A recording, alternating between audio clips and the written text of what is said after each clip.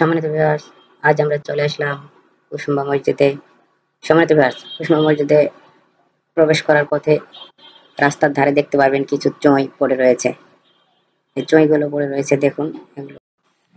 সম্মানিত ভিউয়ার্স, এই মুহূর্তে আপনারা যে চইগুলো দেখতে পাচ্ছেন, চই অথবা যেগুলো পাথরগুলো দেখতে পাচ্ছেন, এই কবর আকৃতি পাথর, এটাতে একদল ডাকাত আজ থেকে 20 বছর আগে কুঠার দ্বারা আঘাত করেছিল ভেঙে দেখার জন্য যে কোনো ধন দৌলত আছে কিনা, রাজা বাদশাহর আমলের যেহেতু। তো চেষ্টা করে ব্যর্থ হয়েছেন, কারণ যিনি কুঠার আঘাত করেছিলেন তার মুখ দিয়ে রক্ত ওঠে এবং তিনি মারা যান। তো তারপর থেকে যেহেতু অলৌকিক একটা বিষয়, তারপর থেকে এটাকে আর কেউ সেভাবে আঘাত করে না এবং এটি রাস্তার ধারে এখনো পড়ে রয়েছে। এটি আগে মূল মসজিদের সামনে ছিল, সেখান থেকে ডাকাতেরা টেনে নিয়ে যে রাস্তার ওই ধারে রেখেছিল, তারপরে ওখান থেকে আর উঠাতে পারে নাই, শত চেষ্টা করে উঠাতে পারে নাই। সময়ত হাস্যজনক মনে হলেও ঘটনা কিন্তু সত্য। তো যাই হোক, আদিকালে অনেক কিছুই রহস্য লুকিয়ে আছে এর মাঝে। তো চলুন সম্মানিত ভিউয়ার্স, আমরা ভিতরে আগে। সম্মানিত ভিউয়ার্স, আসসালামু আলাইকুম। সম্মানিত ভিউয়ার্স, কিছু মনে করবেন না, আজ আমি আপনাদেরকে দেখাতে চলেছি বাংলাদেশের 5 টাকার নোটে থাকা এই সেই বাংলাদেশের 5 টাকার নোট। দেখুন, হ্যাঁ ঠিকই ধরেছেন সম্মানিত ভিউয়ার্স, এটি হচ্ছে কুসুম্বা মসজিদ। কুসুম্বা মসজিদ বাংলাদেশের নওগাঁ জেলার মান্দা উপজেলার কুসুম্বা গ্রামের একটি প্রাচীন মসজিদ। সম্মানিত ভিউয়ার্স, অনেক ইউটিউবার আছে যেনারা শুধু গিয়ে দুটো ফটো, দুটো ভিডিও করে আপনাদেরকে বুঝিয়ে দেয় যে সম্মানিত ভিউয়ার্স দেখুন এটি হচ্ছে কুসুম্বা মসজিদ। তেনারা আর বিস্তারিত কিছু বলেন না। তো সম্মানিত ভিউয়ার্স, আজ আমি আপনাদেরকে বিস্তারিত আলোচনা করে শোনাবো, বিস্তারিত বুঝিয়ে দেব কুসুম্বা মসজিদ কোথায় অবস্থিত, কিভাবে যাবেন, বিস্তারিত A to Z। তো সম্মানিত ভিউয়ার্স, চলুন বেশি কথা না বাড়িয়ে শুরু করা যাক। সম্মানিত ভিউয়ার্স, কুসুম্বা মসজিদের ছবিটি বাংলাদেশের 5 টাকার নোটে দেওয়া আছে। কুসুম্বা মসজিদ বাংলাদেশের নওগাঁ জেলার মান্দা উপজেলার কুসুম্বা গ্রামের একটি প্রাচীন মসজিদ। কুসুম্বা দিঘির পশ্চিম পাড়ে পাথরের তৈরি ধূসর বর্ণের মসজিদটি অবস্থিত। বাংলাদেশের 5 টাকার নোটে এই মসজিদটির ছবি দেওয়া আছে, আপনারা সবাই জানেন। এর ইতিহাস বিশ্লেষণ করলে দেখা যায় মসজিদের প্রবেশদ্বারে বসানো ফলকে মসজিদের নির্মাণকাল লেখা রয়েছে হিজরি 966 সাল, 1558 থেকে 1569 খ্রিস্টাব্দ। আফগানি শাসনামলের সুর বংশের শেষ দিকের শাসক গিয়াসউদ্দিন বাহাদুর শাহের আমলে সুলাইমান নামে একজন ব্যক্তি এই মসজিদটি নির্মাণ করেছিলেন। 1897 সালের ভূমিকম্পে মসজিদের 3টি গম্বুজ নষ্ট হয়ে গিয়েছিল, পরে সেগুলো প্রত্নতত্ত্ব অধিদপ্তর সংস্কার করেন। পরবর্তীতে 2017 সালে মসজিদের চতুর্দিকে এবং পূর্ব পাশে অবস্থিত দিঘির পাড়ে ফুলের বাগান নির্মাণ, আলোকসজ্জার কাজ করা হয়, যা এখন দৃষ্টিনন্দন, অনেক সুন্দর লাগে। সম্মানিত ভিউয়ার্স, আপনারা গেলে প্রথমেই দেখতে পারবেন শানবাঁধা দিঘি। সেই দিঘির শানবাঁধা ঘাটটি অনেক সুন্দর লাইটিং করে সাজানো। শানবাঁধা ঘাটটি অনেক সুন্দর। সম্মানিত ভিউয়ার্স, ওখানে গেলেই স্নান করতে মন চাইবে আপনার, গোসল করতে মন চাইবে, আপনারা গোসল করবেন। দিঘির পাড়ে ফুলের বাগান নির্মাণ করা হয়েছে, আলোকসজ্জা দেওয়া হয়েছে, যা অনেক সুন্দর। সম্মানিত ভিউয়ার্স, এর অবস্থান আত্রাই নদীর পশ্চিম তীরে বাংলাদেশের নওগাঁ জেলার মান্দা উপজেলা থেকে 4 মাইল উত্তর পশ্চিমে মান্দা নওগাঁ সড়কের পশ্চিম পার্শ্বে এই মসজিদটি অবস্থিত।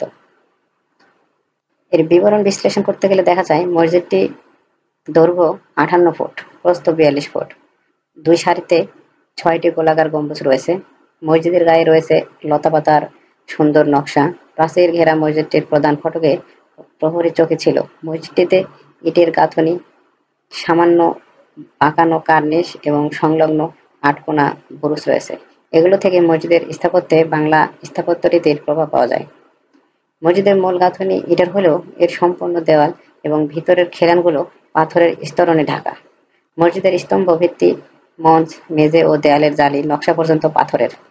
এক কথায় বলাই চলে মসজিদটি প্রায় সম্পূর্ণ পাথরের তৈরি। মসজিদটি আয়তাকার এবং এতে রয়েছে 3টি বে এবং 2টি আইল। এর পূর্ব প্রান্তে 3টি এবং উত্তর দক্ষিণে 1টি করে প্রবেশ পথ। মসজিদের কেন্দ্রীয় মিহরাবটি পশ্চিম দিকের দেয়ালের থেকে আলাদা। পশ্চিম দেয়ালের দক্ষিণ পূর্ব দিকে এবং মাঝামাঝি প্রবেশ পথ বরাবর 2টো মিহরাব রয়েছে, যা মেঝের সমান্তরাল। সম্মানিত ভিউয়ার্স, উত্তর পশ্চিম কোণের বেতে মিহরাবটি একটি উঁচু বেদির উপর বসানো। মোট মিহরাব আছে 3টি, যার সবগুলো কালো পাথরের তৈরি। মসজিদটির সম্মুখে 26 একর আয়তনের একটি বিশাল জলাশয় রয়েছে। মিহরাবে আঙ্গুরগুচ্ছ ও লতাপাতার নকশা খোদিত রয়েছে। সম্মানিত ভিউয়ার্স, এখানে আপনাকে আরেকটু পরিষ্কার করে বুঝিয়ে দিই। এখানে 75 বিঘার উপরে একটি দিঘি রয়েছে। দিঘিটি পানি স্বচ্ছ, অনেক গভীর। এখানকার তলদেশ প্রায় খুঁজে পাওয়া যায় না। এখানে অনেক বড় বড় মাছ আছে, যে মাছগুলো ধরা যায় না সেভাবে, উপরে ভাসমান মাছগুলো ধরে। সম্মানিত ভিউয়ার্স, চলুন সামনে আপনাদেরকে দেখাতে থাকি। মেহরাবে আঙ্গুর গুচ্ছ ও লতাপাতার নকশা খোদিত রয়েছে, দেখতে পাচ্ছেন সম্মানিত ভিউয়ার্স। মসজিদের ভিতরে উত্তর পশ্চিম কোণের স্তম্ভের উপর একটি উঁচু আসন আছে। ধারণা করা হয় এই আসনে বসেই তৎকালীন কাজী বিচারকরা এলাকার বিভিন্ন সমস্যার বিচার কার্য পরিচালনা করতেন। এখানে এখানে সে সময় সে আমলে বিচার করা হতো। এখানে একটি কথিত আছে, এখানে একটি গড়া ছিল। যদি কেউ অন্যায় করতো তাহলে তাকে সেই গড়ার মধ্যে ফেলে দেওয়া হতো, অর্থাৎ কূপের মধ্যে ফেলে দেওয়া হতো। সেই কূপ থেকে দিঘির মাঝখানে গিয়ে উঠতো। যদি সে সত্যিকারের অপরাধী হতো তাহলে সে মারা যেত এবং ভেসে উঠতো। আর যদি সে অপরাধী না হতো, নির্দোষ হতো, তাহলে সে মারা যেত না। এরকম একটি বিষয়, অলৌকিক বিষয়ে কথিত আছে সম্মানিত ভিউয়ার্স। আচ্ছা, যাই হোক, এখানে আপনারা কিভাবে আসবেন? তো নওগাঁ হতে রাজশাহী মহাসড়কের আত্রাই নদীর উপর অবস্থিত মান্দা ব্রিজ থেকে পশ্চিম দিকে 2 কিলোমিটার দূরে কুসুম্বা নামক স্থানে 400 মিটার উত্তরে ঐতিহাসিক কুসুম্বা শাহী মসজিদ ও কুসুম্বা দিঘি অবস্থিত। তো সম্মানিত ভিউয়ার্স, আপনারা যদি ঢাকা থেকে আসেন তাহলে আপনারা সরাসরি মান্দা ফেরিঘাট আত্রাই নদীর তীরে বাস স্ট্যান্ড অবস্থিত, সেখানে ঢাকা মান্দার গাড়িতে আসতে পারবেন। আবার আপনারা যদি রাজশাহী দিয়ে আসেন তাহলে আপনারা রাজশাহী থেকে আপনাদেরকে বাসে আসতে হবে অথবা সিএনজিতে আসতে হবে। কুসুম্বা মসজিদে নামবেন বললে সেখানে আপনার 400 মিটার সামনে মেন রোড, সেখানে আপনাকে নামিয়ে দেবে। ওখান থেকে আপনি হেঁটে কুসুম্বা মসজিদে আপনি প্রবেশ করতে পারবেন। সম্মানিত ভ্রমণপ্রিয় ভাই বোনেরা, এতক্ষণ আমি আপনাদের দেখানোর চেষ্টা করেছি নওগাঁ জেলার সেই ঐতিহ্যবাহী কুসুম্বা মসজিদ, যেটা 5 টাকার নোটে, বাংলাদেশের 5 টাকার নোটে যেটা রয়েছে, সেই কুসুম্বা মসজিদটি ঘুরে ফিরে দেখানোর চেষ্টা করেছি এবং সেটার ইতিহাস আপনাদের মাঝে বর্ণনা করার চেষ্টা করেছি। আশা করি ভিডিওটি ভালো লাগবে। আর ভিডিওটি যদি ভালো লেগে থাকে তাহলে অবশ্যই আপনাদের লাইক, কমেন্ট, শেয়ার এবং সাবস্ক্রাইব তো প্রাপ্য।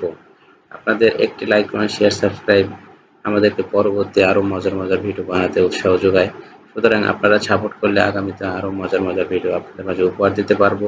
এবং আমি যে ড্রিম দেখি, আমি যে স্বপ্নগুলো দেখি, একদিন আপনাদেরকে নিয়ে সারা বিশ্বটা ঘুরে ফিরে দেখতে চাই। আশা করি সঙ্গে থাকবেন। আপনাদের সাপোর্ট একান্তভাবে কাম্য। আর সফলতা না হওয়া পর্যন্ত কেউ তো সফলতার গল্প শুনবে না ভিউয়ার্স। সুতরাং আসুন আমরা সবাই একদিন সফলতার মুখ দেখবো ইনশাল্লাহ। আমরা সবাই একসঙ্গে এগিয়ে যেতে চাই, আমরা সবাই সফল হতে চাই। সবাই যে যার মতো সফল হন, ভালো থাকেন, ঠিক আছে? পারলে মানুষের উপকার করেন, না পারলে ভাই কারো ক্ষতি করেন না, এতটুকুই বলবো। জীবনে কোনোদিন মিথ্যে বলেন না, কারণ মিথ্যে সম্পর্ক নষ্ট করে, ঠিক আছে? জীবনকে ধ্বংস করে। যাই হোক, সবাই ভালো থাকবেন। খোদা হাফেজ।